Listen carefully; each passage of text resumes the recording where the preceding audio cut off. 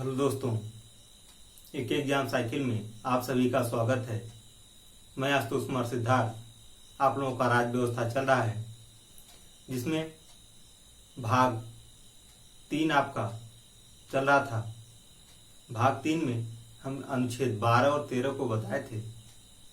आज उसी के आगे हम चलेंगे, यानी मूल अधिकारों में संशोधन। भाग जो 3 था उसमें मूल अधिकार था, तो हम उसी को देखेंगे। पहले मूल अधिकारों में संशोधन। मूल अधिकारों में संशोधन। राज्य व्यवस्था।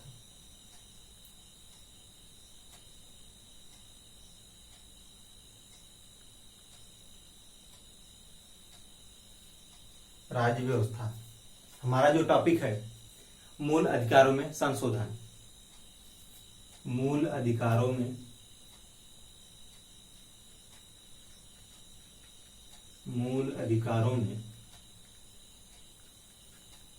संशोधन।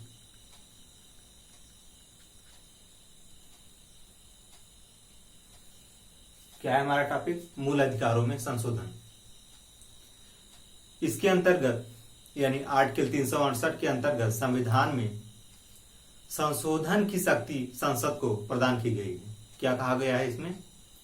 अनुच्छेद 368 के अंतर्गत संविधान में संशोधन की शक्ति संसद को प्रदान की गई है, परंतु अनुच्छेद 13(2) के अंतर्गत यह प्रावधान किया गया है कि राज्य के द्वारा किसी भी ऐसी विधि का निर्माण नहीं किया जा सकेगा जो कि मूल अधिकारों के प्रभाव को कम करती हो, मूल अधिकारों को कम करती हो या छीनती हो।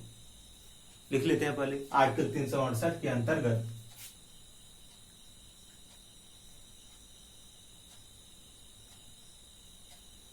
आर्टिकल 368 के अंतर्गत संविधान में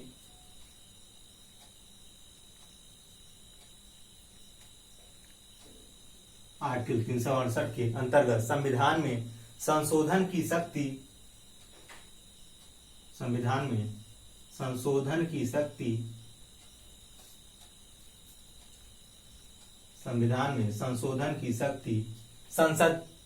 संसद को प्रदान की गई है।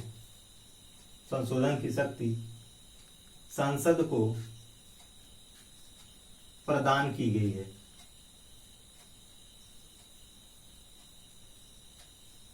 संसद को प्रदान की गई है, परंतु अनुच्छेद 13(2) के अंतर्गत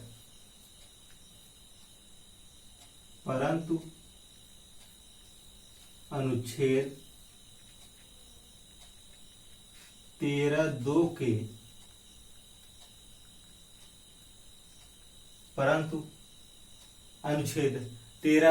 के अंतर्गत यह प्रावधान किया गया है कि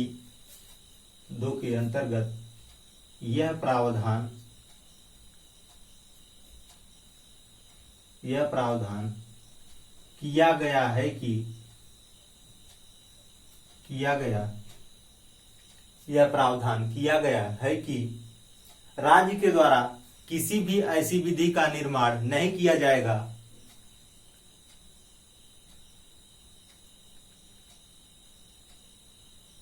राज्य के द्वारा किसी भी ऐसी विधि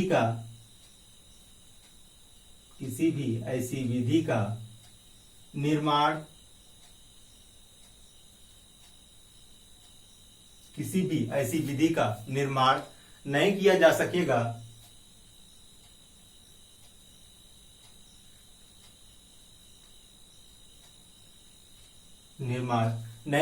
सकेगा जो कि मूल अधिकारों के प्रभाव को कम करती हो। जो कि मूल अधिकारों के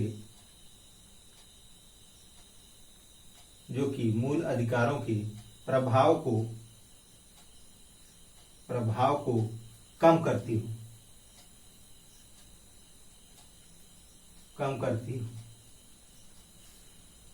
क्या कह रहा है? यानी मूल अधिकारों में जो संशोधन है, यह क्या कह रहा है?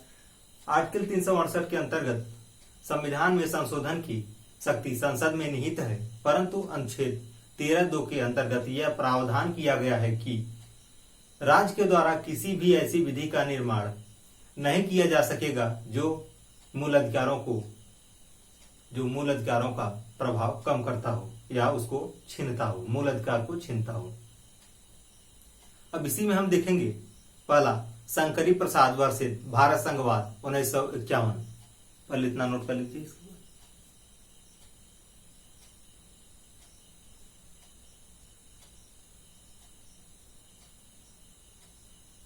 चलिए हो गया होगा, आगे देखते हैं।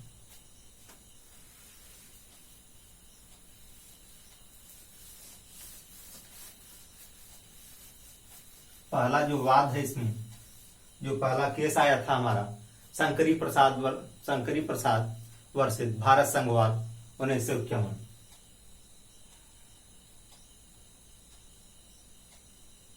शंकरी प्रसाद वर्सेस भारत संघवाद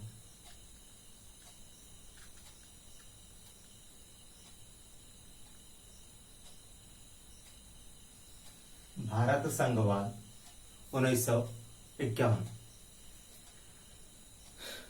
इस वाद में यह कहा गया है, यानी मूल अधिकारों को लेकर संसद तथा न्यायपालिका के बीच सर्वप्रथम संघर्ष की अभिव्यक्ति शंकरी प्रसाद वाद में होती है।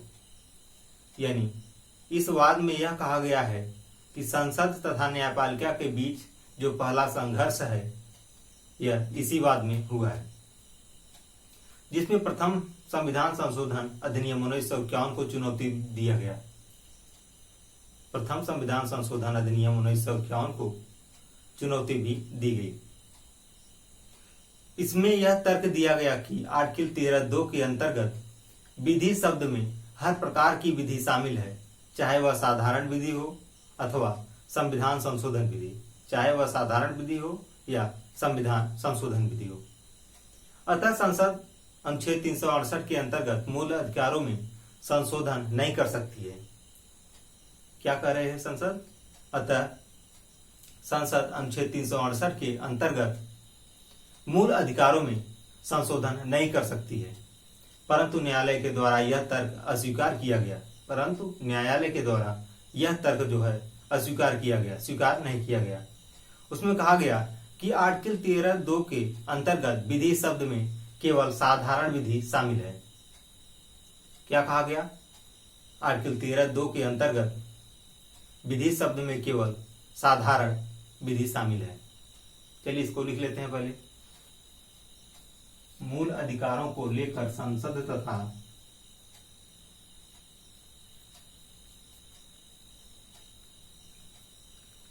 मूल अधिकारों को लेकर संसद तथा मूल अधिकारों को लेकर संसद तथा न्यायपालिका के बीच सर्वप्रथम संघर्ष संसद तथा न्यायपालिका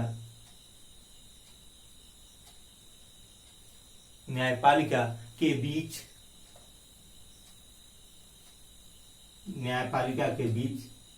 सर्वप्रथम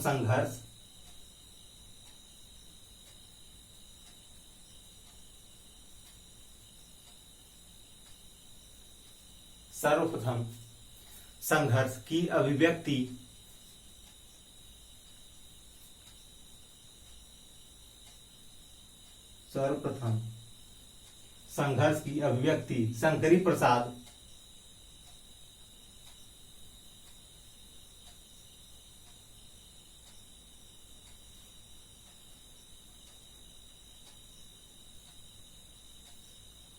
सर्वप्रथम संघर्ष की अभिव्यक्ति शंकरी प्रसाद वाद में होती है।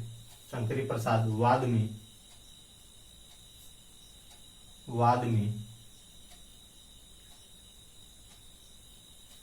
होती है।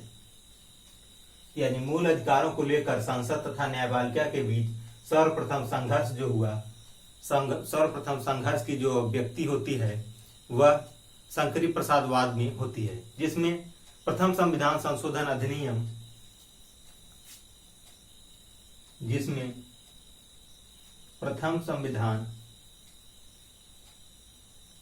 संविधान संशोधन, प्रथम संविधान संशोधन अधिनियम 1951, प्रथम संविधान संशोधन अधिनियम 1951 को चुनौती दी गई। 51 को चुनौती दी गई। इसमें यह कहा जा रहा है, जिसमें प्रथम संविधान संशोधन अधिनियम 1951 को भी चुनौती दिया गया। इसमें यह तर्क दिया गया कि आर्टिकल 13(2) के अंतर्गत विधि शब्द में हर प्रकार की विधि शामिल है। इसमें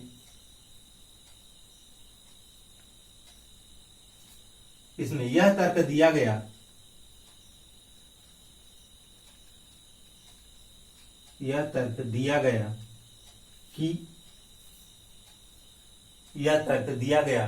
कि आर्टिकल 13(2) के अंतर्गत विधि शब्द में हर प्रकार की विधि शामिल होगी। यह तर्क दिया गया कि अनुच्छेद 13(2) के अंतर्गत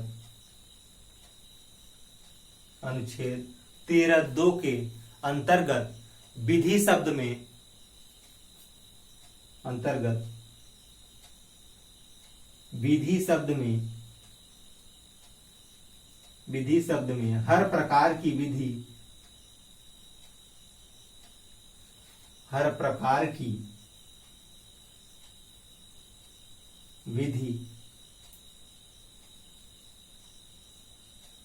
हर प्रकार की विधि शामिल है, चाहे वह साधारण विधि हो अथवा संविधान संशोधन विधि।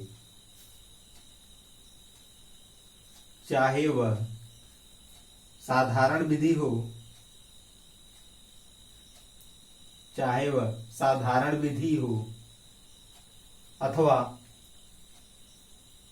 अथवा संविधान संशोधन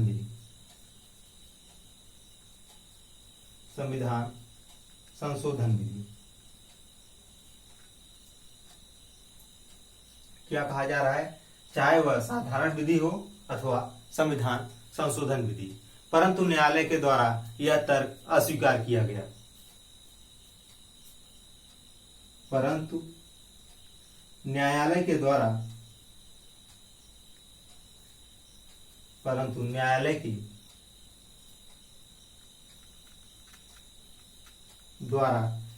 न्यायालय के द्वारा यह तर्क अस्वीकार किया गया।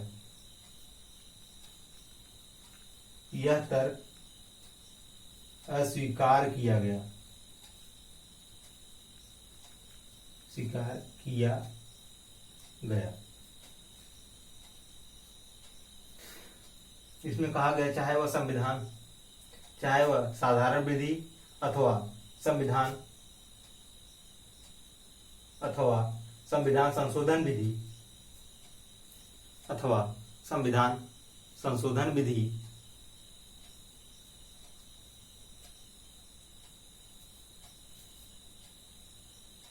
मूल अधिकारों को लेकर संसद तथा न्यायपालिका के बीच सर्वप्रथम संघर्ष की अभिव्यक्ति शंकरी प्रसाद वाद में होती है, जिसमें प्रथम संविधान संशोधन अधिनियम 1951 को चुनौती दी गई।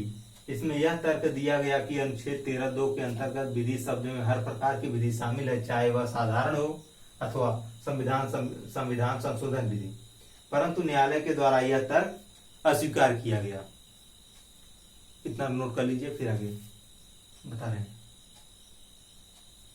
जल्दी करें।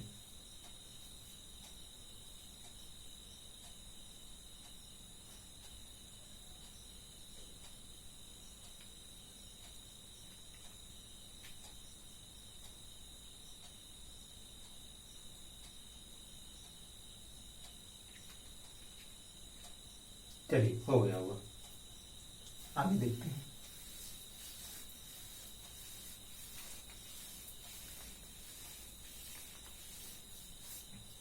अब इसमें क्या कहा गया?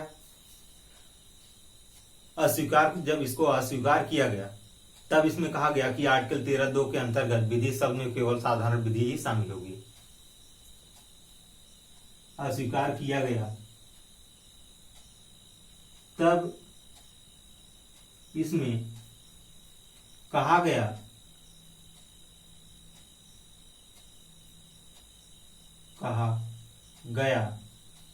कि अनुच्छेद 13(2) के अंतर्गत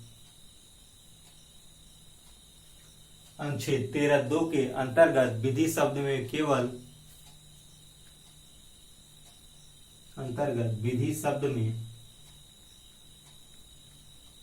केवल साधारण विधि ही शामिल है।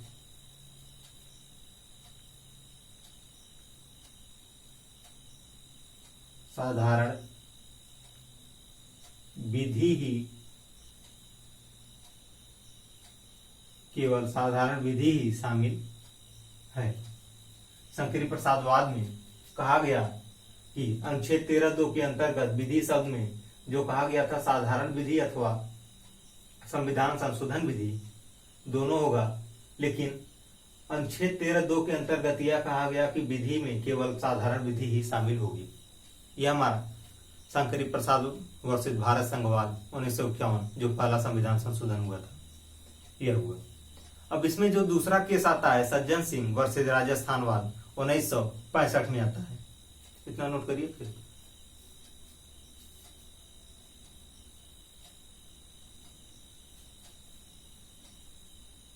हो गया होगा।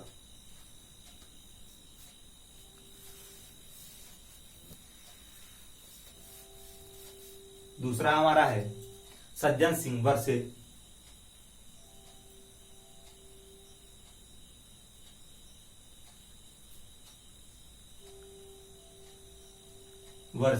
राजस्थान राज्यवाद।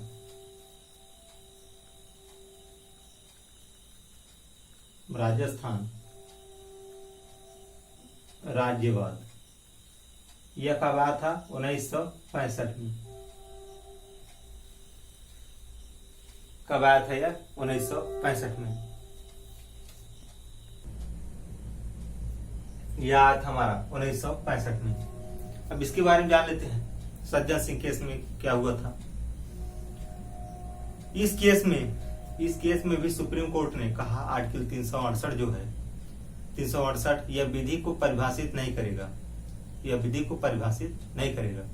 आर्टिकल 368 से जो भी कानून बनेगा उस कानून को शून्य घोषित कर दिया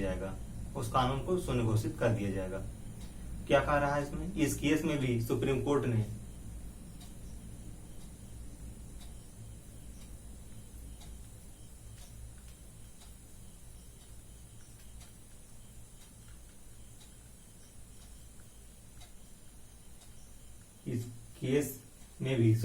ने कहा आर्टिकल 368 सुप्रीम कोर्ट ने कहा आर्टिकल 368 यह विधि को परिभाषित नहीं करेगा। 368 यह विधि को परिभाषित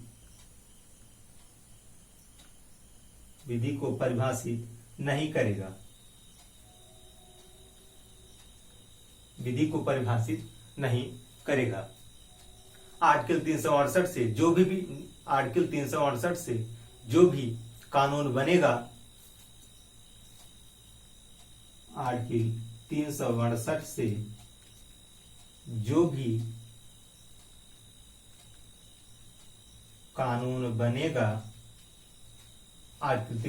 से जो भी कानून बनेगा इस कानून को शून्य घोषित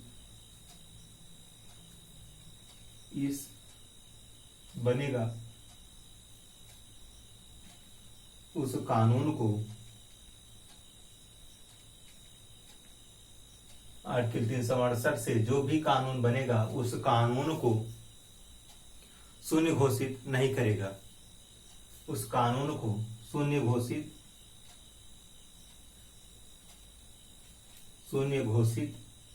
करेगा। सज्जन सिंह वाद जो राजस्थान वाद है, सज्जन सिंह वर्सेस राजस्थान वाद में, राजस्थान राज्यवाद में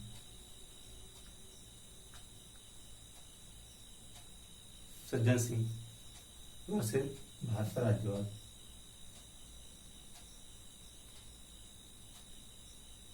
राज्यवाद 1965। इस केस में भी सुप्रीम कोर्ट ने कहा आर्टिकल 368 यह विधि को परिभाषित नहीं करेगा। आर्टिकल 368 से जो भी कानून बनेगा उसको जो है उस कानून को सुनिघोषित नहीं करेगा, न्यायालय उस कानून को सुनिघोषित नहीं करेगा। इसके बाद हमारा जो तीसरा केस आता है, तीसरा केस है हमारा गोलकनाथ वर्सेज पंजाब राज्यवाद। तीसरा है हमारा गोलकनाथ वर्सेज पंजाब राज्यवाद। यह हमारा आया था 1967 में। यह केस हमारा 1967 में आया था। पहले इतना नोट कर लीजिए, इसके बाद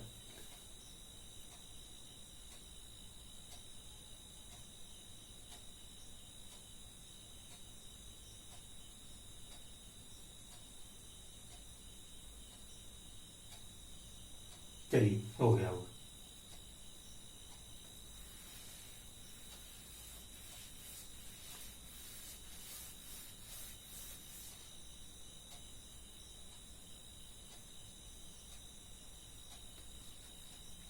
अब कौन तीसरा है हमारा आएगा?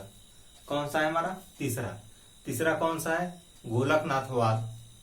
गोलकनाथवाद या गोलकनाथ वर्सेज पंजाब राज्यवाद। गोलकनाथ वर्सेज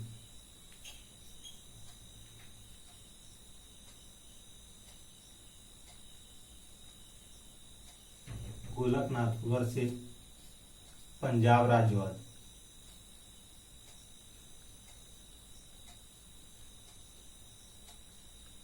गोलकनाथ वर्सेज पंजाब राज्यवाद। यह हमारा 1967 में आया था। 1967 में यह केस आया था, गोलकनाथ वर्सेज पंजाब राज्यवाद। इस केस को भी हम एक बार देख लेते हैं, इसके बाद पर लिखेंगे। यह केस क्या कह रहा है? इसके अंतर्गत उच्चतम न्यायालय के द्वारा अपने पूर्ववर्ती निर्णय को परिवर्तित कर दिया गया। क्या कहा गया? इसके अंतर्गत उच्चतम न्यायालय के द्वारा पूर्ववर्ती निर्णय को परिवर्तित कर दिया गया तथा यह निर्णय दिया गया कि अनुच्छेद 368 के अंतर्गत संसद मूल अधिकारों में परिवर्तन नहीं कर सकती। क्या कहा गया? अनुच्छेद 368 के अंतर्गत संसद मूल अधिकारों में परिवर्तन नहीं कर सकती एवं न्यायालय के द्वारा मूल अधिकारों को पवित्र, पूजनीय तथा सर्वोच्च माना गया है। क्या कहा गया है? न्यायालय के द्वारा मूल अधिकारों को पवित्र, पूजनीय तथा सर्वोच्च माना गया है। फिर इसके बाद आगे क्या कहा जा रहा है? न्यायालय के द्वारा यानी उच्चतम न्यायालय के द्वारा अनुच्छेद आर्टिकल 13(2) में विधि शब्द में साधारण विधि के साथ संविधान संशोधन विधि भी शामिल है। 13(2) में साधारण विधि के साथ संविधान संशोधन विधि भी शामिल है। अतः संसद द्वारा अधिकारों में परिवर्तन नहीं किया जा सकेगा। अतः संसद द्वारा अधिकारों का परिवर्तन नहीं किया जा सकेगा।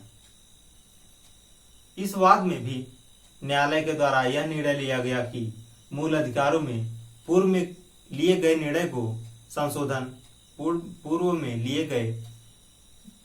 लिए गए संशोधन मान्य नहीं होंगे। पूर्व में लिए गए निर्णय को संशोधन यानी न्यायालय मान्य नहीं करेगा। इतना पहले लिख लेते हैं, इसके बाद आगे। इसके न्यायालय के द्वारा इसके अंतर्गत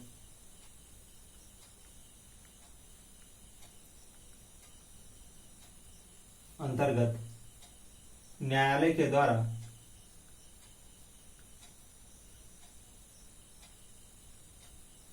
इसके अंतर्गत न्यायालय के द्वारा अपने पूर्ववर्ती निर्णय को इसके अंतर्गत उच्चतम न्यायालय के द्वारा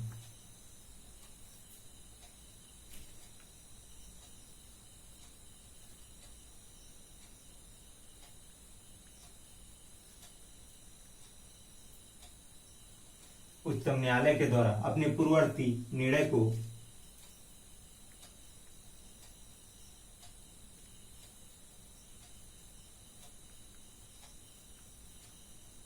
उच्चतम न्यायालय के द्वारा अपने पूर्ववर्ती निर्णय को परिवर्तित कर दिया गया। पूर्ववर्ती निर्णय को परिवर्तित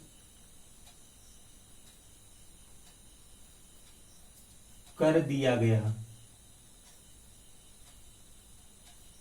परिवर्तित कर दिया गया तथा यह निर्णय लिया गया कि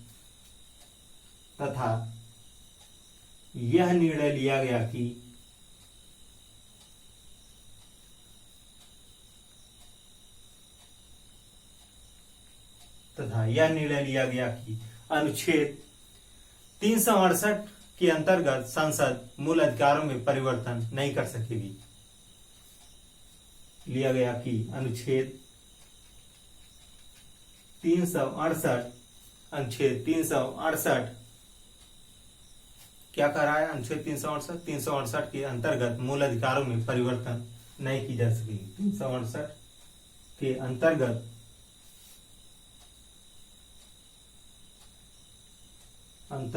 मूल अधिकारों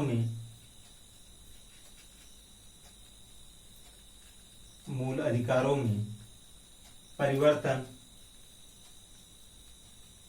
नहीं की जा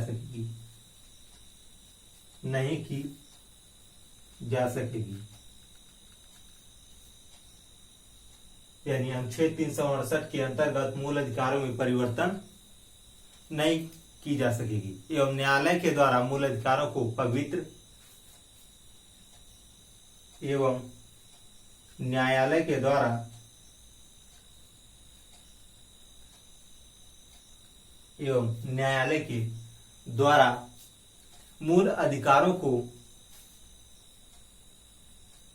मूल अधिकारों को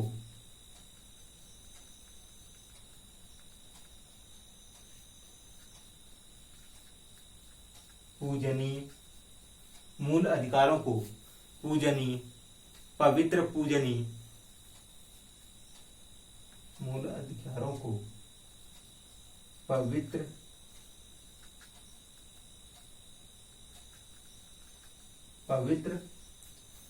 पूजनीय, तथा सर्वोच्च माना गया है। सर्वोच्च माना गया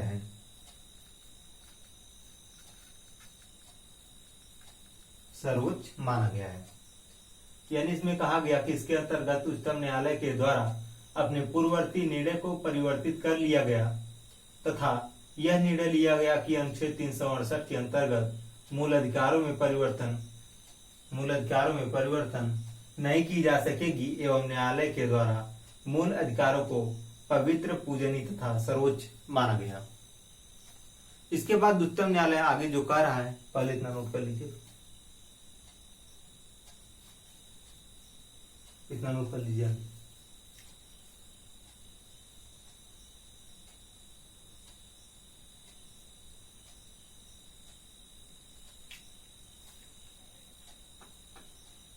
चलिए, हो गया होगा।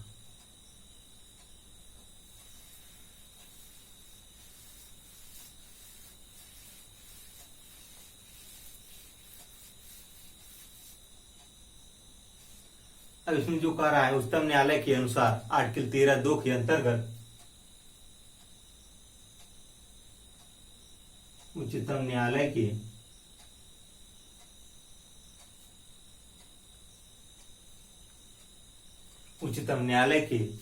अनुसार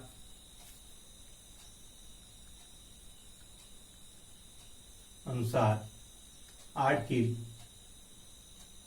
13(2) के अंतर्गत आर्टिकल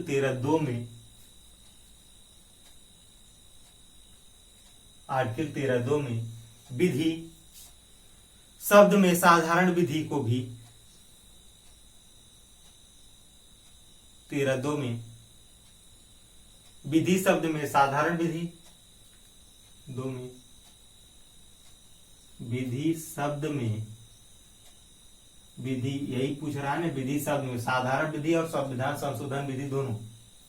साधारण विधि शब्द में साधारण शब्द में साधारण विधि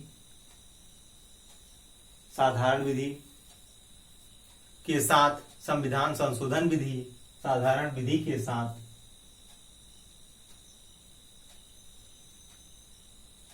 संविधान संशोधन विधि,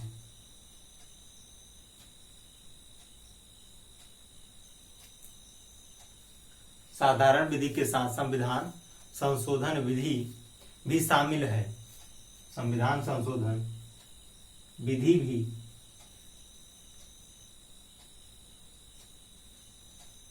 क्या है? शामिल है। संविधान संशोधन विधि भी शामिल है। अतः संसद मूल अधिकारों में परिवर्तन नहीं कर सकती है। अतः संसद मूल अधिकारों में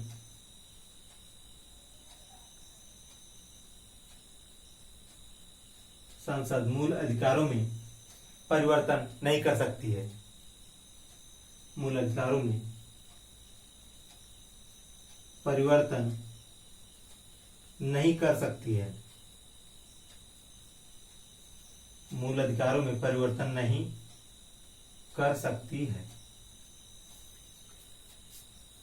यानी उच्चतम न्यायालय के अनुसार आर्टिकल 13(2) में विधि शब्द में साधारण विधि के साथ संविधान संशोधन विधि शामिल है। अतः संसद मूल अधिकारों में परिवर्तन नहीं कर सकती है। संसद मूल अधिकारों में परिवर्तन नहीं कर सकती है। इस वाद में न्यायालय के द्वारा यह निर्णय लिया गया कि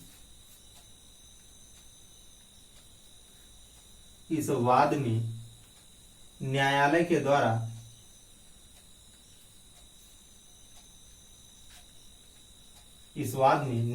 द्वारा यह निर्णय लिया गया कि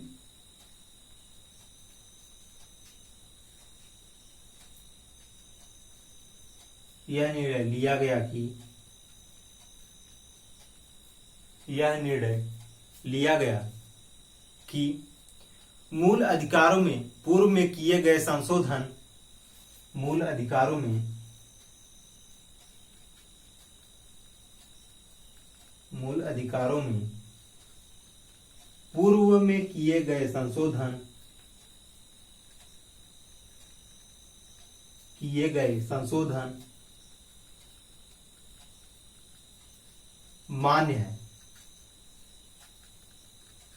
मान्य होगा। पूर्व में किया गया जो संशोधन है मान्य होगा, लेकिन भविष्य में परिवर्तन नहीं किया जा सकेगा। लेकिन भविष्य में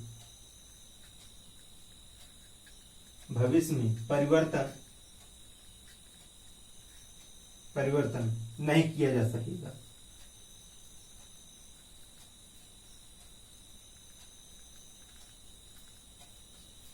यानी पूर्व में जो मूल अधिकार में संशोधन किया गया था वह मान्य होगा, लेकिन जो आगे भविष्य में परिवर्तन होगा वह मान्य नहीं होगा। यह किस वाद में था हमारा? यानी यह गोलकनाथ वर्सेस राजस्थानवाद, पंजाब राज्यवाद, गोलकनाथ वर्सेस पंजाब राज्यवाद 1967 में यह केस आया था। इस केस में उच्चतम न्यायालय के द्वारा अपने पूर्ववर्ती निर्णय को परिवर्तित कर दिया तथा यह निर्णय दिया गया कि अनुच्छेद 368 के अंतर्गत मूल अधिकारों में परिवर्तन नहीं कर सकती एवं न्यायालय के द्वारा मूल अधिकारों को पवित्र, पूजनीय तथा सर्वोच्च माना है। उच्चतम न्यायालय के द्वारा अनुच्छेद 13(2) के अंतर्गत अनुच्छेद 13(2) में विधि शब्द में साधारण विधि के साथ संविधान संशोधन विधि भी शामिल है। साधारण विधि के साथ संविधान संशोधन विधि भी शामिल है। अतः संसद मूल अधिकारों में परिवर्तन नहीं कर सकती है। संसद मूल अधिकारों में परिवर्तन नहीं कर सकती है। इस केस में यानी इस वाद में न्यायालय के द्वारा यह निर्णय लिया गया कि मूल अधिकारों में जो पूर्व में संशोधन किया गया था वह मान्य होगा, लेकिन जो भविष्य में परिवर्तन होगा वह मान्य नहीं होगा। यह हमारा गोलकनाथ वर्सेस पंजाब राज्यवाद केस में 1967 में आया था। इस केस में यही कहा गया। अब हम अगला देखते हैं, जो 24वां संविधान संशोधन 1971 हुआ था, उसके बारे में भी हम थोड़ा डिटेल में देख लेते हैं। इसमें हर एक जो पॉइंट है डिटेल से लेकर चलेंगे, किसी पॉइंट को नहीं छोड़ेंगे, सबको लेकर चलेंगे। इतना नोट करिए, फिर आगे।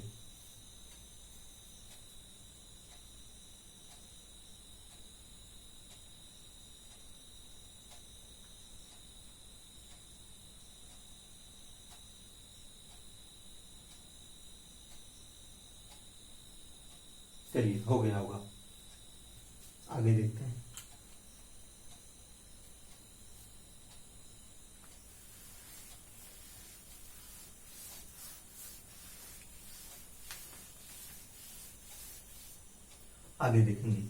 आगे हम देखेंगे 24वां संविधान संशोधन अधिनियम 1971।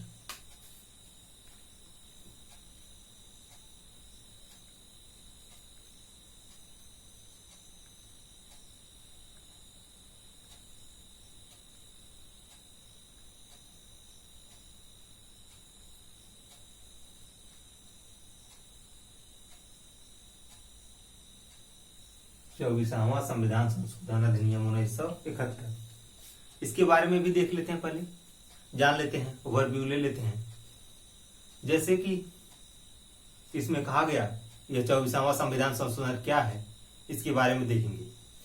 इस संविधान संशोधन अधिनियम के माध्यम से गोलकनाथवाद में दिए गए निर्णय को चुनौती प्रदान की गई है तथा संसद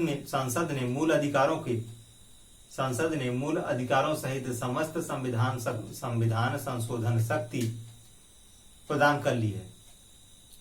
संसद ने समस्त संविधान संशोधन शक्ति प्रदान कर ली है।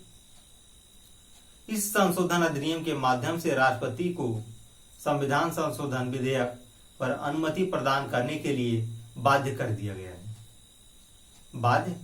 है। इसको देख लेते हैं। इस संशोधन अधिनियम के माध्यम से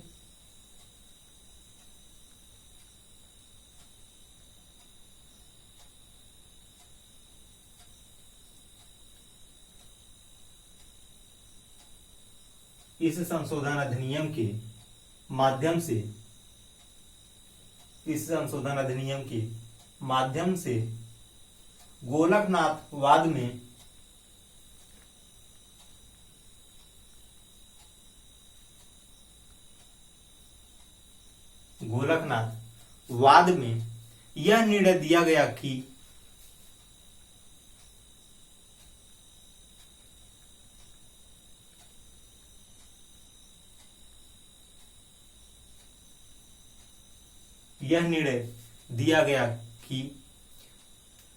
यह निर्णय को एक बात देख लेते हैं। इस संविधान संशोधन अधिनियम के माध्यम से गोलकनाथवाद में यह निर्णय दिया गया कि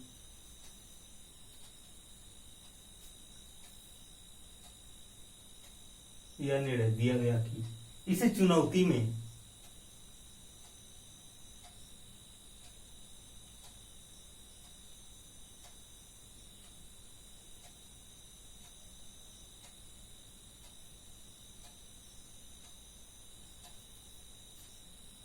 इस संशोधन अधिनियम के माध्यम से गोलकनाथवाद में यह निर्णय गोलकनाथवाद में दिए गए निर्णय को गोलकनाथवाद में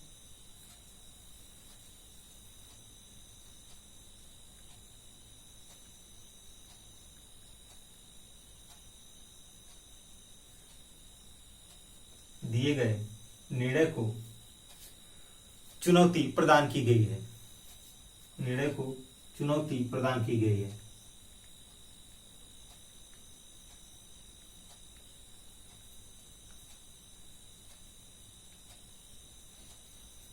इस संशोधन अधिनियम के माध्यम से गोलकनाथवाद में दिए गए निर्णय को चुनौती प्रदान की गई है तथा संसद ने मूल अधिकारों सहित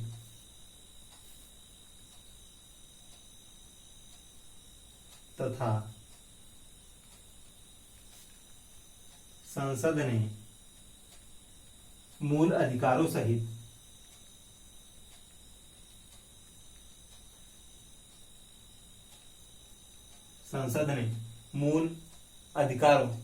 समस्त संविधान संशोधन शक्ति अधिकारों सहित समस्त संविधान संशोधन शक्ति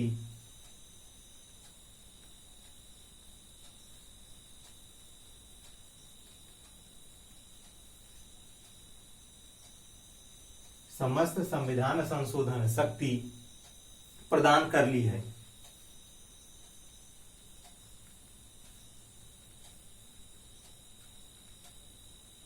प्रथम संविधान संशोधन शक्ति प्रदान कर ली है। इस संशोधन अधिनियम के माध्यम से इस संशोधन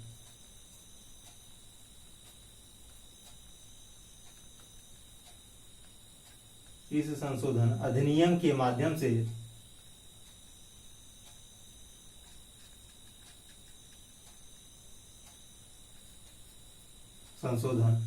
के माध्यम से राष्ट्रपति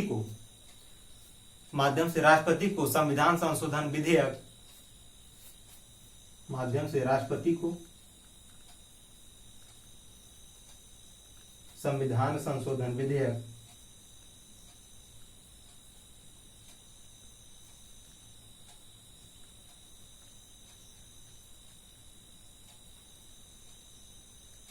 संविधान संशोधन विधेयक पर अनुमति प्रदान करने के लिए संविधान संशोधन विधेयक पर अनुमति प्रदान करने के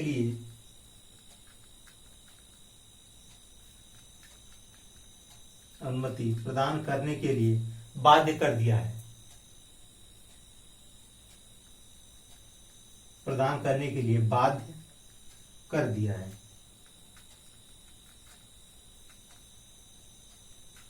यानी 24वां संविधान संशोधन अधिनियम 1971 में यह कहा गया कि इस संशोधन अधिनियम के माध्यम से गोलकनाथवाद में दिए गए निर्णय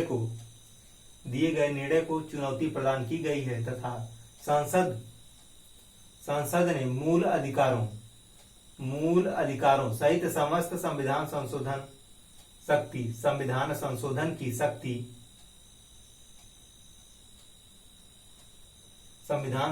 की शक्ति प्रदान कर ली है। संविधान संशोधन की शक्ति संसद प्राप्त कर ली है। इस संशोधन अधिनियम के माध्यम से राष्ट्रपति को संविधान संशोधन विधेयक पर अनुमति प्रदान करने के लिए बाध्य कर दिया है।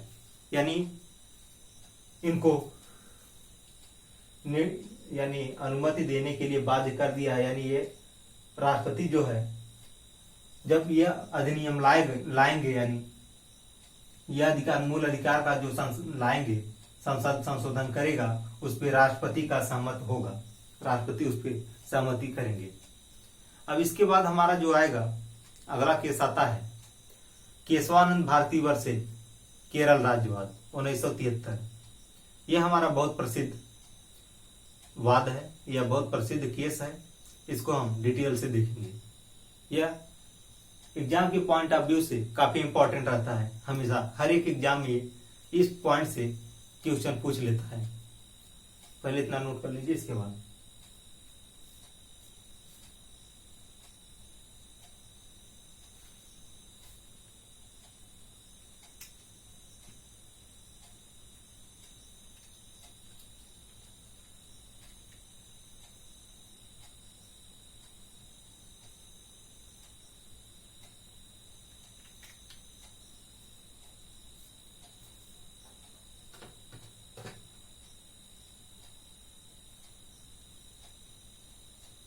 चलिए हो गया होगा।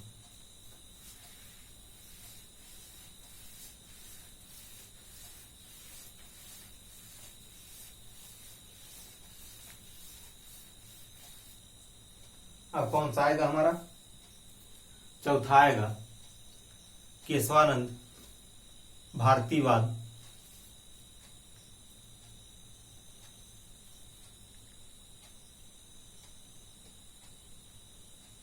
केशवानंद भारती वर्सेस केरल राज्यवाद। केरल राज्यवाद यह हमारा कब आया था केस 1973 में। इस पे हम इंपॉर्टेंट टिक कर लेते हैं, इस केस को इंपॉर्टेंट टिक कर लेते हैं। इसके अंतर्गत यानी इस केस के अंतर्गत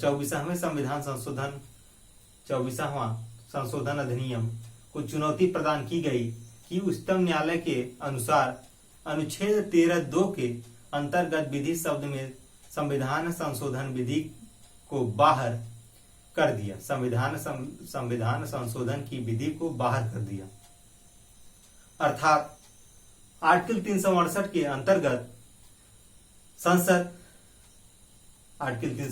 अंतर्गत संसद संविधान विधि के माध्यम से मूल अधिकारों में परिवर्तन कर सकेगी। संविधान संशोधन के माध्यम से मूल अधिकारों में संशोधन कर सकती है। यह किस आर्टिकल के तहत? आर्टिकल 368 के तहत। लेकिन न्यायालय के अनुसार संसद की संशोधन शक्ति असीमित है। लेकिन न्यायालय के अनुसार संशोधन की जो शक्ति है, संसद की संशोधन की शक्ति असीमित है, असीमित नहीं है तथा संसद के द्वारा संविधान के मूल ढांचा में परिवर्तन नहीं किया जा सकेगा तथा संसद के द्वारा मूल अधिकारों में परिवर्तन नहीं किया जा सकेगा। चलिए इसको लिख लेते हैं, इसके बाद पॉइंट को समझते हैं। इसके अंतर्गत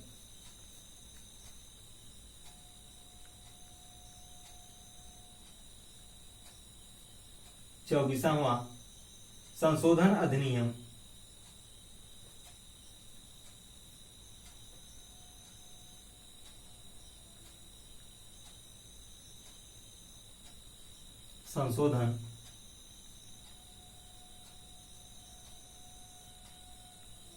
इसके अंतर्गत 24वां संशोधन अधिनियम को चुनौती प्रदान की गई है।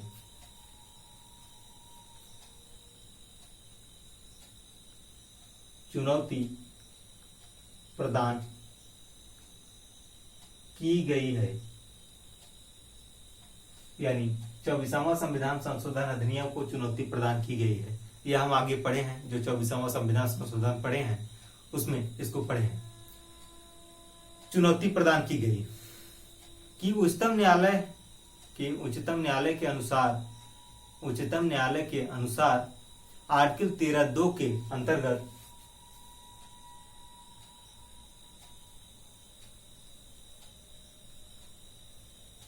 चुनौती प्रदान की गई है कि उच्चतम न्यायालय के अनुसार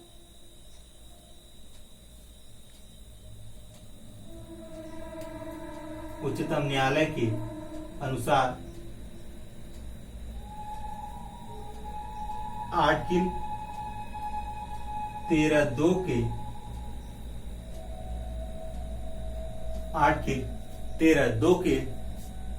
अंतर्गत विधि शब्द से संविधान संशोधन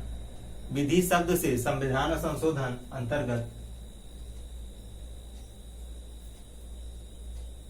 विधि शब्द से संविधान संशोधन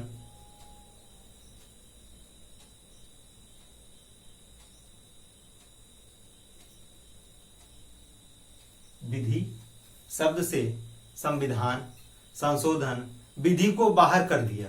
संविधान संशोधन विधि को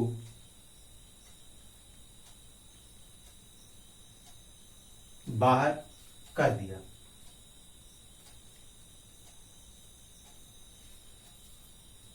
यानी क्या कह रहा है ये?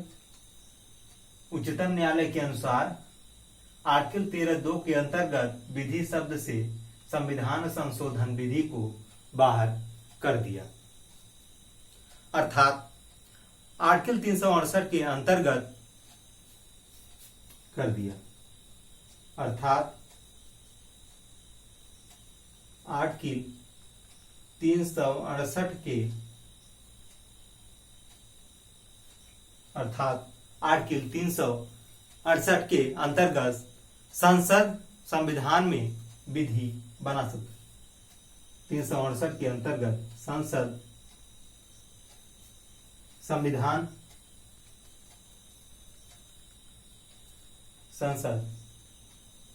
संविधान विधि के माध्यम से संसद संविधान विधि के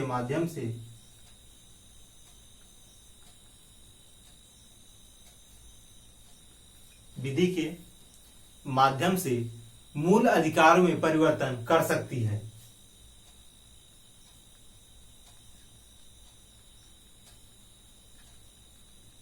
मूल अधिकारों में परिवर्तन कर सकती है।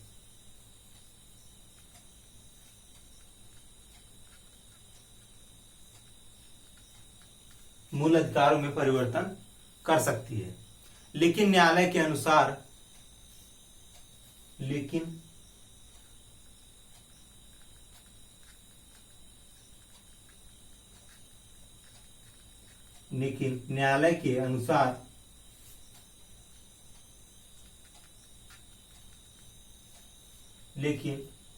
न्यायालय के अनुसार संसद की संशोधन शक्ति असीमित नहीं है।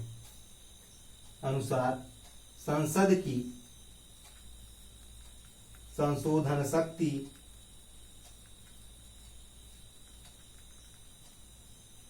असीमित नहीं है।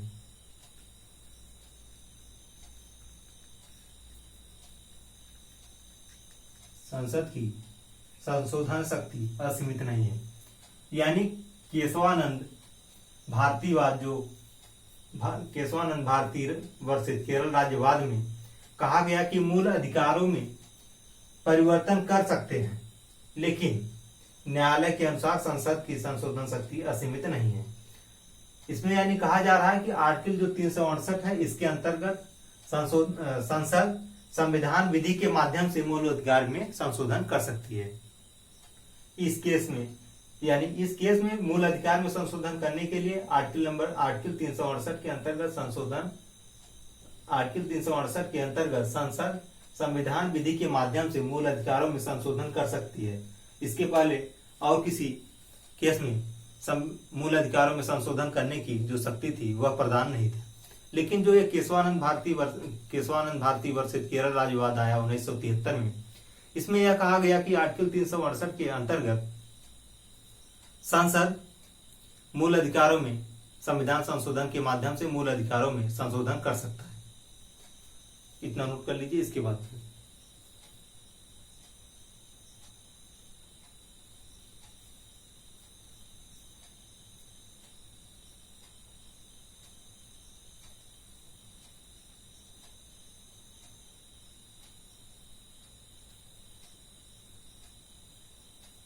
चलिए, हो गया होगा अभी।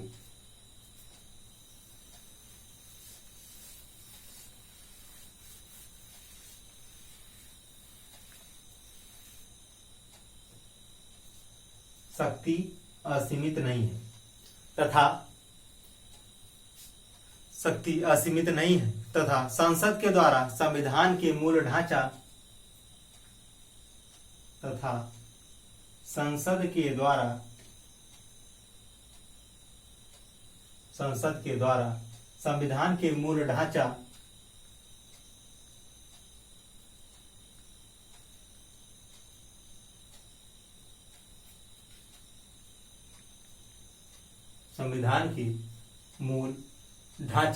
में परिवर्तन नहीं किया जा सकता। संविधान के मूल ढांचा में परिवर्तन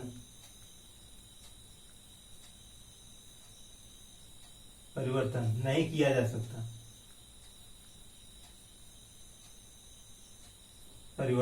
नहीं किया जा सकता है। यानी इसमें जो संसद की संशोधन शक्ति है वह असीमित नहीं है, लेकिन संसद के द्वारा संविधान के मूल ढांचा में परिवर्तन नहीं किया जा सकता है। मूल अधिकार में परिवर्तन किया जा सकता है, लेकिन उसका जो स्वरूप है उसमें परिवर्तन नहीं किया जा सकता है। यह हमारा केशवानंद भारती वर्षित केरल राज्य है।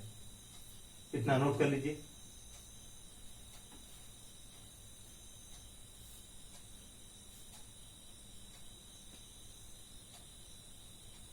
चलिए हो गया होगा, आगे देखते हैं। इसके बाद एक केस हमारा और आता है, एक केस और आता है, पांचवा केस। यह केस है मिनर्वा मिल्स वर्सेस भारत संघवाद। मिनर्वा मिल्स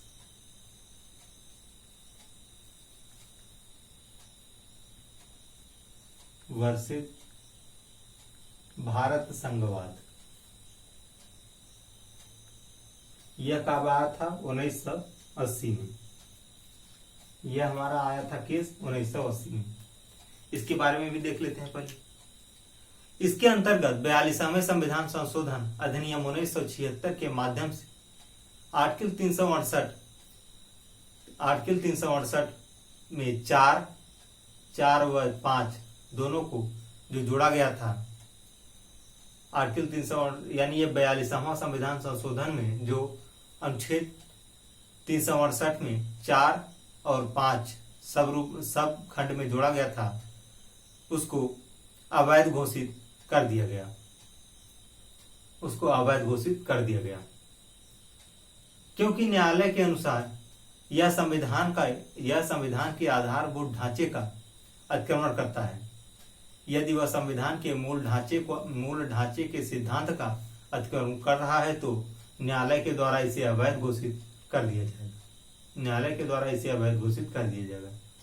यानी जो 42वां संविधान संशोधन हुआ था 1976 में, उसके माध्यम से हमें आर्टिकल 368 में 4 और 5 जोड़ा गया। आर्टिकल 368 में 4 और 368 में 5 जोड़ा गया। इसी को न्यायालय जो है अवैध घोषित कर रहा है। देखते हैं इसके अंतर्गत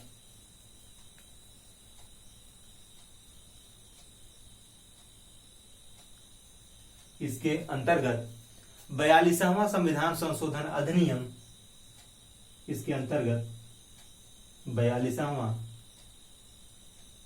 संविधान संशोधन अधिनियम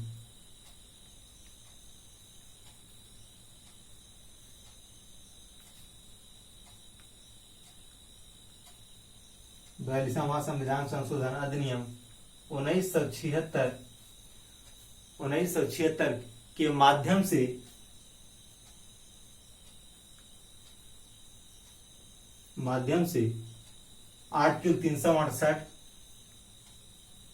आर्टिकल 368 4 व 5 आर्टिकल 368 4 व 5 को अवैध घोषित कर दिया गया, को अवैध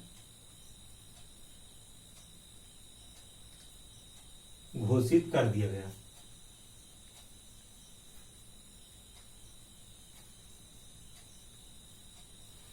क्या कहा गया इसमें? यानी इसके अंतर्गत 42वां संविधान संशोधन के अंतर्गत अधिनियम 1976 के माध्यम से आर्टिकल 368 4 व 5 को अवैध घोषित कर दिया गया। यह 42वां संविधान संशोधन के अंतर्गत जोड़ा गया था। इसी को मिनर्वा मिल्स वर्सेस भारत संघवाद जो केस आया था 1980 में, इसमें इसको अवैध घोषित कर दिया। आर्टिकल 368 4 व 5 को अवैध घोषित कर दिया। क्यों किया? क्योंकि न्यायालय के अनुसार यह संविधान के आधारभूत ढांचे के अनुसार संविधान के आधारभूत ढांचे का अतिक्रमण कर रहा था। क्योंकि न्यायालय के अनुसार यह संविधान के आधारभूत ढांचे का अतिक्रमण कर रहा था, इसलिए इसे अवैध घोषित कर दिया गया। क्योंकि न्यायालय के द्वारा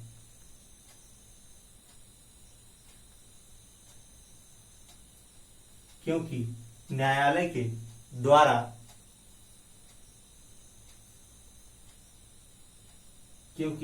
के अनुसार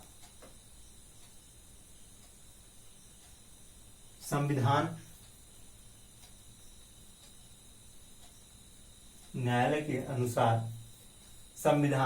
के आधारभूत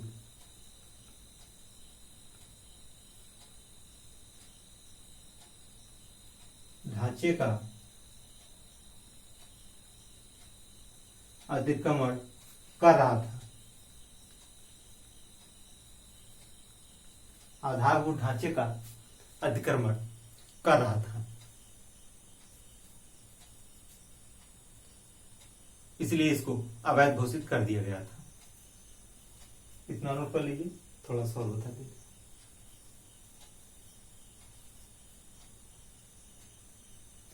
यानी इसके अंतर्गत 42वां संविधान संशोधन यानी मिनर्वा मिल्स वर्सेस भारत संघवाद 1980 में जो केस आया था, इसमें यह कहा गया कि 42वां संविधान संशोधन अधिनियम 1976 के माध्यम से आर्टिकल 368 व 5 को अवैध घोषित किया गया, क्योंकि न्यायालय के अनुसार संविधान के आधारभूत ढांचे का यह अतिक्रमण कर रहा था, इसलिए इसको अवैध घोषित कर दिया गया। चलिए, हो गया होगा, आगे देखते।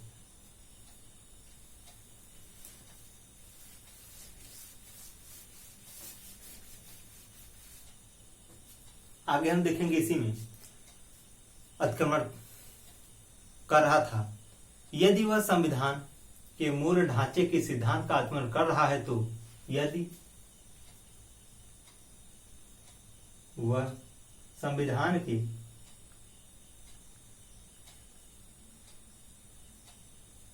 मूल ढांचे का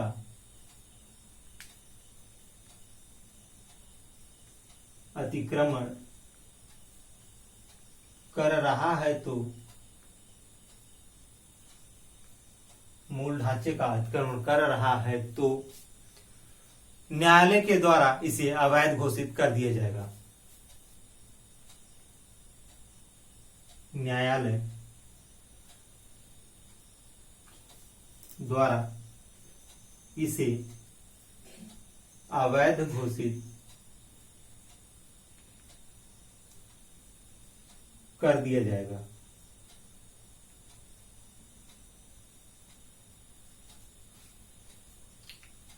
यानी मिनर्वा मिल्स वर्सेस भारत संघवाद में कहा गया 42वें संविधान संशोधन अधिनियम 1976 के माध्यम से आर्टिकल 368 व 5 को अवैध घोषित किया गया, क्योंकि न्यायालय के अनुसार यह संविधान के मूल ढांचे का अतिक्रमण कर रहा था।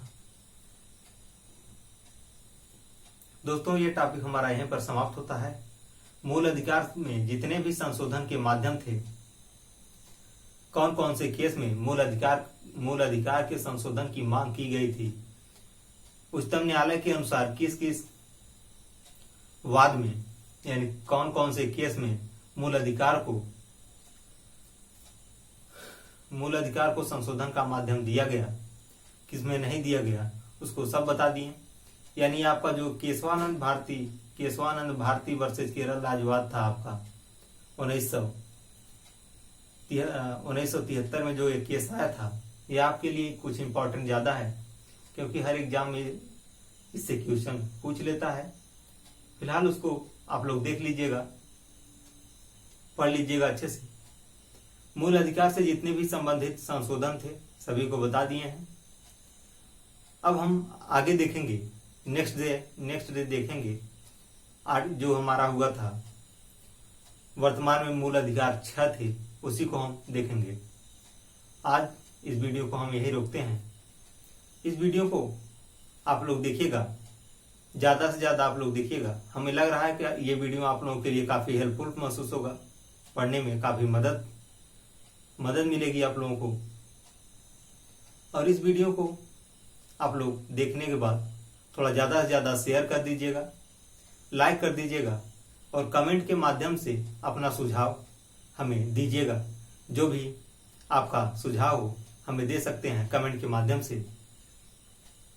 और इस चैनल को सब्सक्राइब तो कर लीजिएगा, तभी तो पता चलेगा वीडियो कब अपलोड होता है। इसलिए ये वीडियो आज के लिए इतना ही। जय हिंद दोस्तों।